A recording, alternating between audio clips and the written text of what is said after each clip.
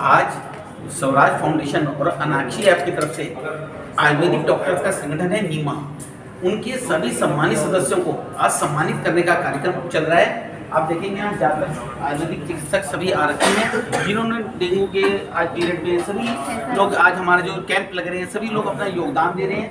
मैं आपको दिखाना चाहूँगा सभी हमारे नीमा के सदस्य सम्मानित चिकित्सक हैं वो डॉक्टर्स यहाँ पर आ गए हैं। और इसमें हमारे हरिद्वार के यशस्वी सांसद जो हमारे डॉक्टर रमेश पोखरियाल निशंक जी हैं वो भी आ रहे हैं। और जो हमारे चिकित्सकों द्वारा समाज के लिए लगातार कार्य किए जा रहे हैं उसके लिए स्वराज फाउंडेशन और अनाक्षी ऐप जो एक एनजीओ है ये एक उनको सबको सम्मानित करने जा रहा है।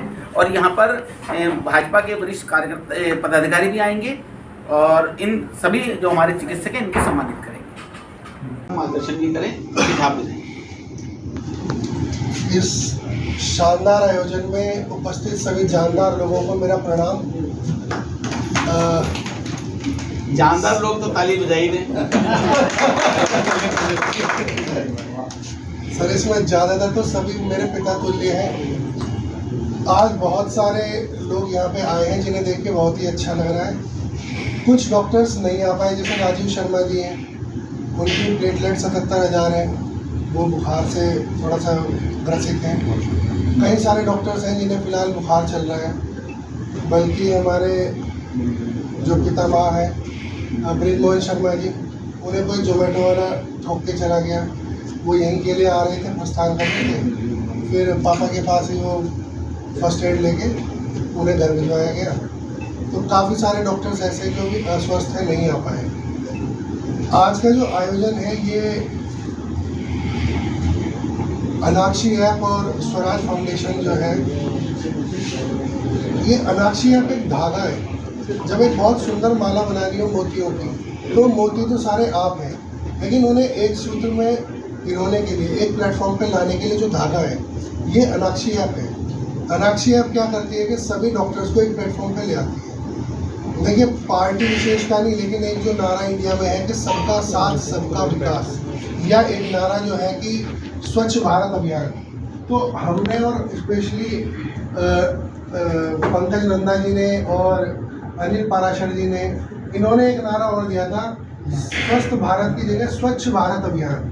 अब स्वच्छ भारत में वो स्वच्छ भारत की है स्वस्थ भारत अभियान। तो स्वस्थ भारत में तो सभी प्रकार के डॉक्टर्स चाहिए, उसमें MBBS भी है, एलोपैथ, आयुर्वेदिक, होम्योपैथिक, यूनानी, हिजमा, हर तरीके के डॉक्टर्स उसमें जो है अपना योगदान देते हैं। तो ये ऐप किसी पर्टिकुलर उसके लिए नहीं है कि इसमें डेंटिस्ट भी होंगे, एलोपैथ फिजिशियन होंगे, सर्जन होंगे, इसमें तो सभी तरीके के डॉक्टर्स हैं। और जो नीमा के डॉक्टर्स हैं, ये जो आयुष चिकित्सक हैं, जितने भी बड़े से बड़े MBBS डॉक्टर्स भी हैं, वो बचपन में इन्हीं की दवाइयाँ खा खा के आज स्वस्थ हैं। तो स्वस्थ रखने का लोगों को और इन डॉक्टर्स को भी स्वस्थ रखने का सबसे बड़ा जो बीड़ा है वो रुड़की में नीमा और ये आयुष और विश्व आयुर्वेद परिषद, इन्हीं लोगों का है। तो उसी में से श्रृंखला में आज नीमा के चिकित्सकों को और बाकी सभी को सम्मानित करने के लिए एक छोटा सा प्रोग्राम रखा गया है। दूसरा, आज के जो हमारे मुख्य अतिथि इसमें रमेश पोखरियाल निशंक जी आ रहे हैं, क्योंकि ये अपने आप में एक स्वास्थ्य मंत्री रह चुके हैं। खुद इनका जो है आयुर्वेदिक मेडिकल कॉलेज है हिमालयी, तो ये खुद जो है आयुर्वेद को और स्वास्थ्य को बढ़ावा देने के लिए कार्यरत है, इसीलिए उन्हें आज के इसमें आमंत्रित किया गया है। जो स्वराज फाउंडेशन है, ये आजकल बहुत स्वास्थ्य के मामले में बहुत अच्छे प्रयास कर रहा है। विभिन्न कॉलेजेस में, इंटर कॉलेज में, डिग्री कॉलेज में, हाई स्कूल्स में ये कैंप लगाते हैं, जिसमें आप ही जैसे सभी लोग उसमें अपना योगदान करते हैं। और मेरे लिए खुशकिस्मती है कि मैं इनके साथ जुड़ा हुआ हूँ और वहाँ पे थोड़ा सा सेवाएं दे रहा हूँ, जिसमें हम टोटल फ्री कंसल्टेशन, इनका पूरा पैनल रहता है, जिसमें डेंटिस्ट भी हैं, डाइटिशियन भी हैं, और आपके न्यूरोथेरेपिस्ट भी हैं, फिजिशियंस भी हैं, सर्जन्स भी हैं, आयुर्वेदिक डॉक्टर्स भी हैं। तो उनमें कुछ कैंप में मैं इनके साथ जुड़ा रहा हूँ, जिसमें निःशुल्क परीक्षण, स्वास्थ्य परीक्षण, निःशुल्क जो है प्रकृति परीक्षण, उसमें दवा वितरण, और कुछ पैथोलॉजिस्ट इनके साथ जुड़े गए हैं। तो उसमें टोटल ब्लड टेस्ट भी जितने होते हैं वो फ्री मिलते हैं। और जैसे आजकल 1 रुपये की चीज़ आपको खरीदनी है, सुई, और 2 लाख रुपए की चीज़ खरीदनी है, सब आपको गाड़ी तक जो है 20 लाख की वो अमेजोन पे, फ्लिपकार्ट पे या ऑनलाइन बिक रही है। और एक डॉक्टर जो है वो, सपोज आप अपने घर में मर्सिडीज लेके बैठे हैं, फरारी लेके, और किसी को पता ही नहीं है आपके पास क्या सुविधाएं हैं। अब बहुत से डॉक्टर ऐसे हैं कि उनका क्लिनिक जो है वो उतना विजिबल नहीं है, उतना लोकप्रिय नहीं है, लेकिन वो इतना ज़बरदस्त उनके पास ट्रीटमेंट है। जैसे कि डॉक्टर साहब शायद लगता है सो गए हैं, तो डॉक्टर साहब जो है PS अग्रवाल जी, ये हमारे डेंगू के स्पेशलिस्ट हैं। इनके पास पेशेंट आता है तो ये बिना बोतल चढ़ाए, बिना IV लगाए ही ये इंजेक्शन और दवाई से ही डेंगू ठीक कर देते हैं। आजकल डेंगू इतना फैल रहा है, अब ऐसे में डॉक्टर जो है वो कौन सा बढ़िया है, कौन सा रीजनेबल है, कैसे उस डॉक्टर को आप सर्च करें। तो जैसे अमेजोन आपने डाउनलोड कर लिया है ऐप, और ऐप अपने आप आजकल आर्टिफिशियल इंटेलिजेंस है, आप किस एरिया में हैं वो देख के रिकॉग्नाइज करके आजकल वो अपने आप आपको बता देते हैं कि ये ऑफर्स आपके एरिया में चल रहे हैं, ये शॉप है। आप कुछ भी सर्च करेंगे खरीदने के लिए, वो वहाँ के जो भी उनके वेंडर्स होंगे उनकी जानकारी देता है। तो जिन पेशेंट्स के पास 25,000 फैमिलीज़ को जोड़ने का इनका लक्ष्य है, इन 25,000 लोगों के पास जब ये अनाक्षी ऐप रहेगी तो वो जिस एरिया में है, जिस लोकेलिटी में है, वहाँ उस टाइम कौन सा डॉक्टर अवेलेबल है, किस डॉक्टर के पास आप कौन सा नंबर चल रहा है, क्या क्या फैसिलिटीज़ है, कौन सी लैब पास है, वहाँ क्या ऑफर्स चल रहे हैं, वो सब इनके पास है। और आप अपनी तरफ से जैसे भी इसमें ऑफर्स देते हैं तो उससे लिस्टिंग में आप ऊपर चले जाते हैं। जैसे अमेजोन पे भी आप कोई भी चीज़ सर्च करते हैं, एक 5% ऑफर है, एक 10% ऑफर। एक पे क्या है कि आपने किसी फैमिली के अगर 3 पेशेंट आपके पास आ रहे हैं, चौथे का आपने पर्चा नहीं बनाया है, वो वेव ऑफ कर दिया। तो ऐसे ऐसे कुछ जो किसी पे कोई कंपल्शन नहीं है कि आप ये ऑफर्स दे ही दें। इनका मेन टारगेट है कि आप लोगों को एक प्लेटफॉर्म पे लेके आना है, क्योंकि आजकल हर चीज़ डिजिटल है। तो पेशेंट मेरे पास सर्च करके ही आते हैं कि हाँ आयुर्वेदिक डॉक्टर है, अच्छा ये डॉक्टर है, वो उसमें फिर GPS से अपना रास्ता ढूंढते हैं और आ जाते हैं। तो ये कुछ सारी चीज़ें हैं जिनको कि ये अनाक्षी ऐप के द्वारा विशेषकर BMS डॉक्टर्स के लिए काफ़ी खास है, क्योंकि BMS डॉक्टर्स में प्रैक्टो ऐप जो आता है, प्रैक्टो ऐप पे बहुत कम डॉक्टर्स हैं। तो एक ऐप जिसमें सारे BMS डॉक्टर्स या सारे आयुर्वेदिक डॉक्टर्स आ गए, तो वो एक अनाक्षी ऐप है। और ये काफ़ी हेल्पफुल है पराशर जी।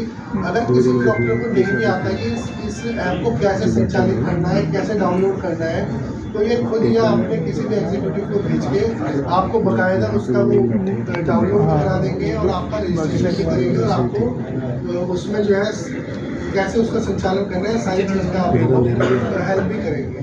और भविष्य में आप लोगों से ये प्रार्थना है कि जो ये कार्य कर रहे हैं स्वस्थ भारत अभियान, ये स्वस्थ भारत अभियान किसी पार्टी विशेष का ना होके ये संपूर्ण लोगों के लिए है। तो स्वस्थ भारत अभियान में जितना भी आप लोग जुड़ सके उतना आपका जो है योगदान इसमें प्राप्त होगा। बाकी मैं पराशर जी से कहूँगा कि श्रृंखला में और व्यक्तियों को बुला करके थोड़ा सा सभा को लाभान्वित कराएं। बाकी मेरा सभी को आपको नमस्कार।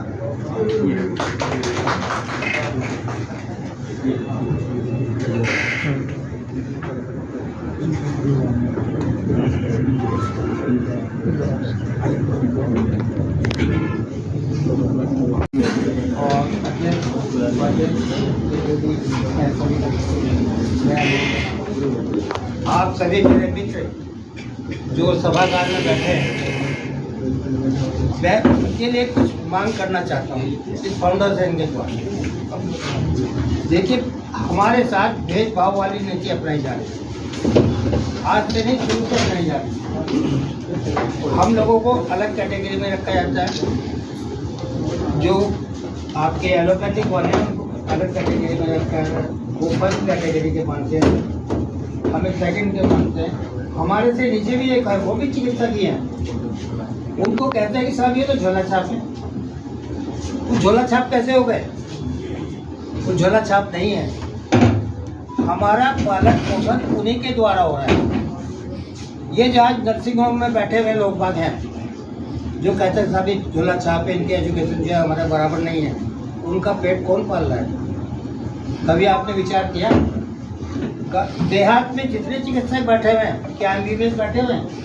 नहीं बैठे हुए हैं। उनको ठीक करने वाले और लोग हैं जो देहात में बैठे हुए हैं या हमारे पास काम करके सीख करके गए हैं, उन्होंने जाकर क्लिनिक खोला है। और प्राथमिक चिकित्सा जो है वो देते हैं, उपचार शुरू का जो है वही करते हैं, और वो फिर रेफर करते हैं किसी नर्सिंग होम को या डॉक्टर को। लेकिन हमारे यहाँ सौतेले व्यवहार चिकित्सकों में ही नहीं। निशंक जी नहीं है, निशंक जी के सामने वो बात कहना चाहता था, वो हमारे और आप सबके साथ किया जा रहा है।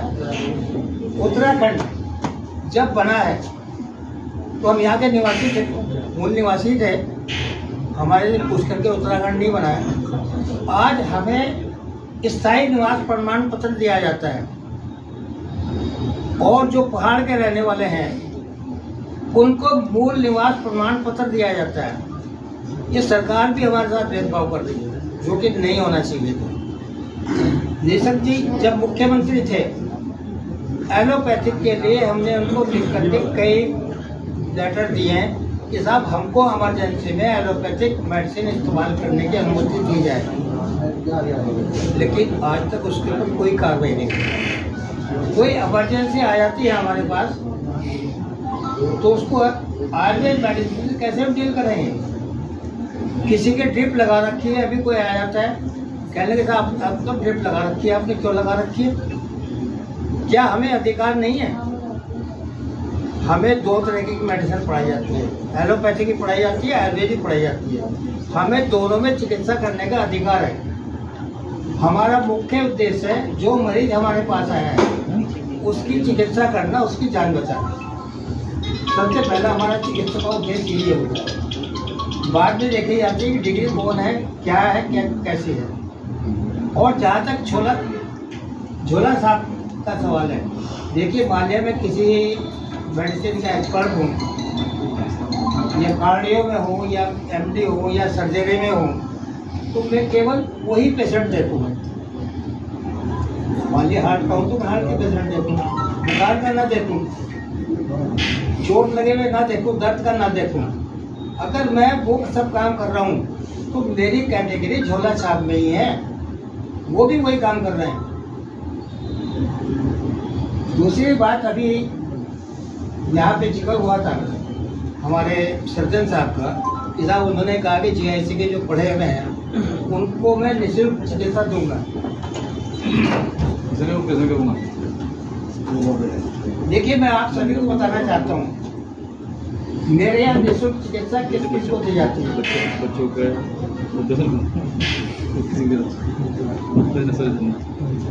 अध्यापक, वो कहीं के भी अध्यापक है, ये नहीं कि मेरे अध्यापक हैं, मेरे गुरु हैं।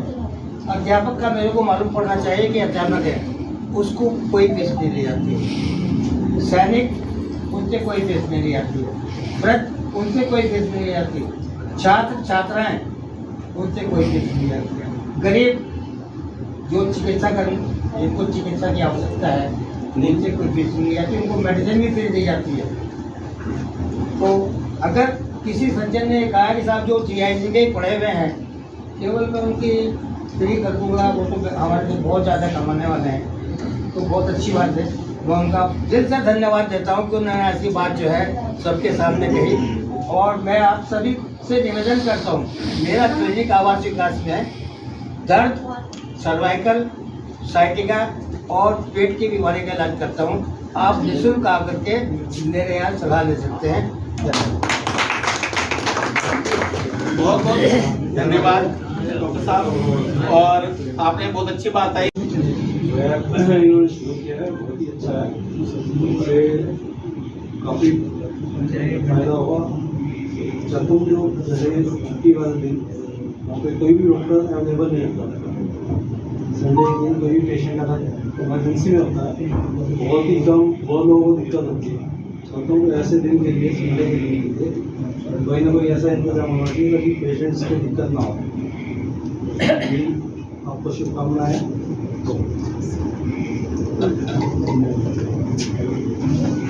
हमारे बीच में हमारे बहुत ही सम्मानित डॉक्टर गोपाल कृष्ण जी हैं। मैं चाहूँगा जो कि निमक भी हैं, तो मैं चाहूँगा कृपया आप भी आके हमारा मार्गदर्शन करें।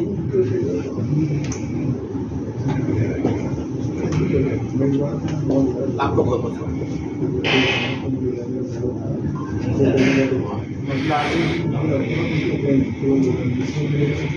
सम्मानित सदस्यगण और नंदा जी और आपकी जो स्वराज फाउंडेशन और अनाक्षी जो ऐप है इसके बारे में अभी मुझे पता लगा, मुझे अभी जो बताया इन्होंने, मुझे इसमें ज़्यादा ज्ञान नहीं है इस चीज़ का, लेकिन जहाँ तक ये प्रयास है बड़ा ही उत्तम प्रयास है। अभी जैसे एक सुझाव आया है नीरज पुष्करना जी का कि इतवार के दिन, संडे वाले दिन मोस्टली डॉक्टर छुट्टी पर रहते हैं और वो पेशेंट को नहीं देखते, तो उसके लिए मैं आप लोगों से गुजारिश करूँगा कि प्रत्येक संडे में कम से कम एक सर्जन और एक फिजिशियन एलोपैथी का जरूर अपनी सेवाएं दें। तो इस चीज़ से जब आप उनसे आग्रह करेंगे तो ज़रूर तैयार होंगे, क्योंकि एक बार में तो एक अगली बार तो इस तरीके से मिलना जरूर चाहिए, क्योंकि इमरजेंसी भी ज़रूरी है और छुट्टी में न जाए तो उसे। और रही जहाँ तक बात इनके ऐप की, तो इससे तो बड़ा ही लाभ है। जो आजकल नवागंतुक हमारे जो BMS शिक्षक हैं, जो आयुर्वेद की शिक्षा करना चाहते हैं और क्लिनिक का नहीं उनके पास में इंतजाम कर पा रहे हैं या जगह नहीं ले पा रहे हैं, तो वो घर से भी इस ऐप के द्वारा शिक्षा कर सकते हैं और वो कंसल्टेशन दे सकते हैं। तो ये बड़ा ही अच्छा प्रयास है। मैं इनको बहुत बहुत शुभकामनाएं देता हूँ और नीमा की तरफ से और अपने समस्त नीमा सदस्यों की ओर से उनको शुभकामनाएं प्रेषित करता हूँ। धन्यवाद। बहुत बहुत धन्यवाद डॉक्टर साहब, आपने बहुत बहुत बड़ा सौभाग्य है कि यहाँ पे आके इस मंच पर बोलने का मौका मिल रहा है। अनाक्षी ऐप मुझे काफ़ी अच्छा लगा कि डिजिटल इंडिया का ज़माना है और ये वक्त की डिमांड है एक्चुअली। ऐसा कुछ ऐप ज़रूर होना चाहिए और हम बहुत खुशी के साथ इससे जुड़ना चाहेंगे। Thank you so much. और बहुत ज़्यादा कुछ अभी मुझे बोलना नहीं है, बहुत सीनियर लोग हैं। थैंक यू सो मच मुझे यहाँ पे बुलाने के लिए।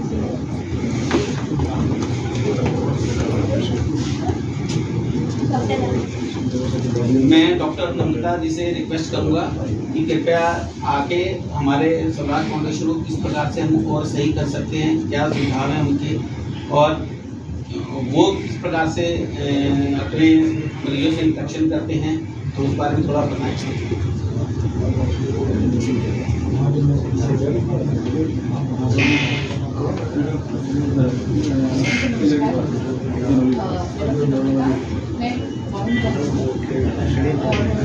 जैसे ये ऐप अनाक्षी ऐप लॉन्च किया गया है, मुझे लगता है कि इसकी उपयोगिता बहुत ज़्यादा है हमारे जो अपने आयुर्वेद वाले डॉक्टर्स हैं उनके लिए, क्योंकि सब अलग अलग डॉक्टर्स हैं, सब अलग अलग पैथी मतलब अलग अलग चिकित्सा करते हैं। तो इस ऐप के थ्रू हम लोग एक ही बार में जान सकते हैं कि किस डॉक्टर के पास जाके, किस वैद्य के पास जाके हम कौन सी चिकित्सा करवा सकते हैं। और वो हमें और मैं चाहूँगा यह सूरज इस तरह चमके। अनाक्षी ऐप है, मैं मोबाइल के बारे में ज़्यादा नहीं जानता हूँ, खाली सुन लेता हूँ, फ़ोन कर लेता हूँ, इससे ज़्यादा मैं नहीं जानता। दूसरी बात, आपसे मेरा निवेदन है कि आप स्वराज फाउंडेशन को ऊंचे से ऊंचा ले जाए, ठीक है? हम लोग आपके साथ रहेंगे, हम खड़े रहेंगे। दूसरी बात, अभी जैसे बताया गया है कि भाई चिकित्सक के पास जाएं, जो फैसिलिटी मिले, मैं आपसे ये कहता हूँ ठीक ठाक रहो, आप स्वस्थ रहें। सबसे पहला काम है आप स्वस्थ रहें। जो आदमी रुड़की के अंदर रहता है वो पैदल जरूर चलता है। हमें ईश्वर ने एक वरदान दिया था कि हमारे शहर के बीच बीच नहर गई है। ये नहर गई है, ये हमें ऑक्सीजन भी दे रही है, और ऑक्सीजन का लेवल नहर के किनारे और बाकी शहर के किनारे 5% अंतर है दोनों में। आप नहर के किनारे शुरू से घूम लो, आप खुद ही स्वस्थ रहेंगे। मेरा आप लोगों से यही निवेदन है कि आप स्वस्थ रहें। हमारे बीच में कई लोग ऐसे हैं, कई चिकित्सक ऐसे हैं, जैसे दामोदर जी हैं, फर्स्ट क्लास बिल्कुल फिट हैं, ठीक है? तो मैं ये चाहूँगा कि आप लोग ठीक रहें। ठीक है, लोग बीमार होंगे, आपके पास आए, अच्छी बात, लेकिन अगर मान लिया वो ठीक ही रहें, हमारा घर तब भी चलता है। मैं डॉक्टर आदेश कुमार शर्मा, अंतर्राष्ट्रीय खिलाड़ी हूँ, 3 बार एशियन चैंपियनशिप खेल चुका हूँ, 3 बार वर्ल्ड चैंपियनशिप खेल चुका हूँ।